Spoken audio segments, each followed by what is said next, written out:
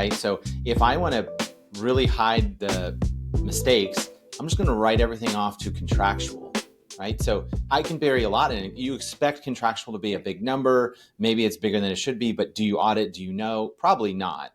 You're probably not paying attention to that because it's a level of detail that you don't have time to as a practice. There's a reason you outsourced, but you should be asking the questions.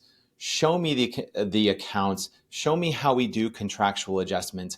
What does a partial denial look like? When do we do the contractual adjustment? Was it at the time of billing? Was it only at the time of receipt? Are you burying denials essentially? Are you hiding our AR under the guise of adjusted accounts to increase your collection rate?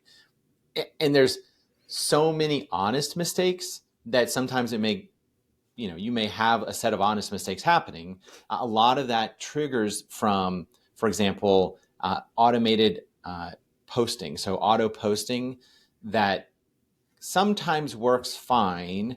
Also, sometimes it does not work fine. And you might end up with, if somebody sends an original payment and then they reverse it and correct it, the reversal and correction don't post at all.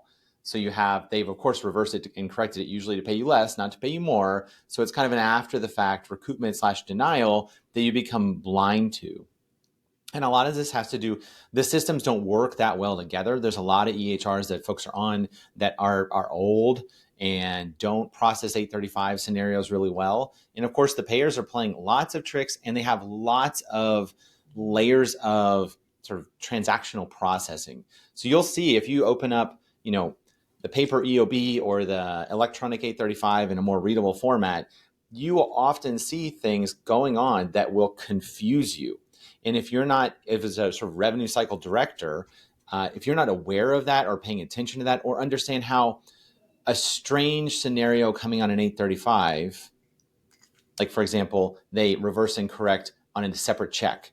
And so the check amount is wrong. And things happen like that all the time now. And even more, and I would say with the AI systems coming into the adjudication process, there's more of that after the fact, let's change how much we paid, AKA recoupment.